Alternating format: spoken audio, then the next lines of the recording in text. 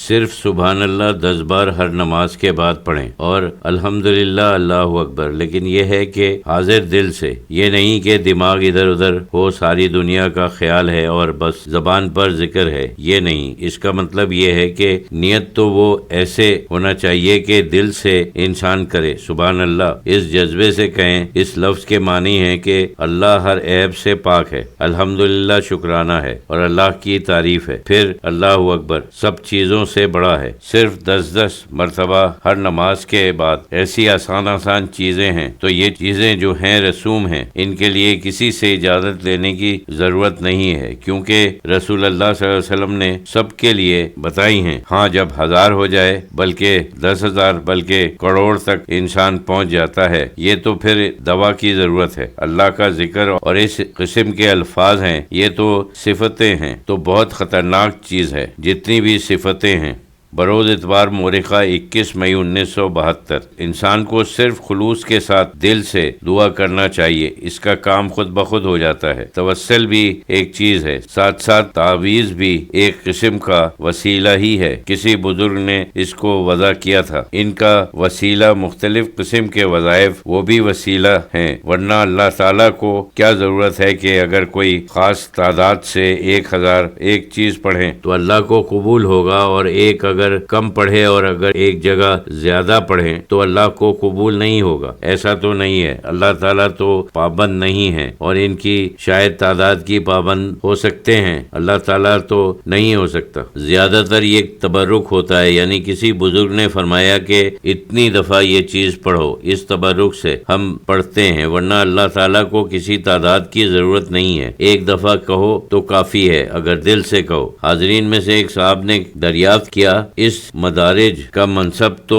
نہیں ہے کہ تعداد مقرر ہے تو وہ پورا کر رہا ہے۔ حضرت صاحب رحمۃ اللہ نے فرمایا یہ عملیات ہیں، عملیات جو ہیں ان کا تعلق فرشتوں سے ہے، اور وہ بھی نیچے فرشتے یعنی ملائکہ مقربین میں سے نہیں ہیں، بلکہ نیچے درجے کے ہیں، آسمان سے جن کا تعلق ہے۔ لوگوں نے براہ راست ایک سائنس نکالی ہے، اصل میں اس کا تصوف سے کوئی تعلق نہیں ہے براہ راست، یہ تو محض الگ علم ہے کہ لوگ فرشتوں سے کچھ تعلق پیدا کرتے ہیں، ان ذرائع سے وہ کچھ کام کرانے کی کوشش کرتے ہیں دنیا کا، لیکن مقبول نہیں ہوتے ہیں۔ جو درویشوں نے سوائے اس کے کہ لوگوں کی دلچسپی کی وجہ سے دلچسپی لی، اس کے اوپر اگر درویشوں نے دلچسپی نہ لی ہوتی تو لوگ اس کو بالکل علیحدہ لے جاتے۔ درویشوں نے بھی اس کو صحیح سمت پر لے جانے میں دلچسپی لی، ورنہ براہ راست اس سے کوئی تعلق نہیں۔ اس طرح کے مجاہدے جو ہیں زیادہ سے زیادہ وہ خود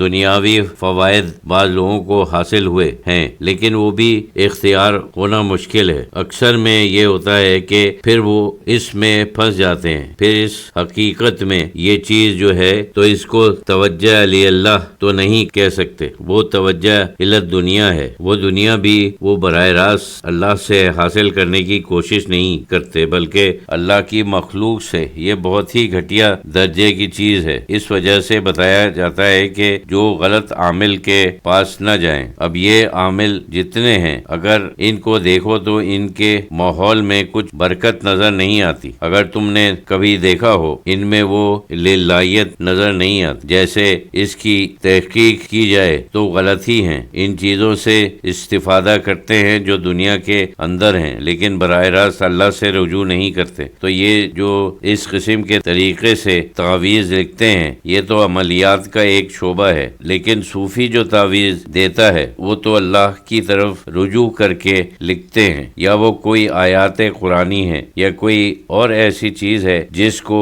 تبرکن استعمال کرتے ہیں، کیونکہ کسی بزرگ نے اس کے فوائد بیان کیے ہیں۔ اب اس کی سائنس ہو اور تعداد، اس سے تو کوئی دلچسپی نہیں، کیونکہ ایک صوفی کے لیے ناممکن ہے کہ وہ سمجھے کہ اللہ تعالیٰ تعداد سے یا کوئی خاص ضرورت سے متاثر ہو سکتا ہے یا اس کی مہربانی حاصل ہو سکتی ہے، یہ تو قلبی چیزیں ہیں۔ لوگ ہو کا عمل کرتے ہیں، اس کی زکوٰۃ دیتے ہیں اور اسما کی زکاتیں دیتے ہیں، اسما کی زکاتیں ہیں تو پھر بھی یہ اللہ ہی کا نام ہے۔ روح کے تو اس کے بھی نیچے درجے کی چیز ہے، اس سے کوئی دنیاوی فائدہ حاصل ہو سکتا ہے، آخرت کے فائدے تو نہیں حاصل ہوتے۔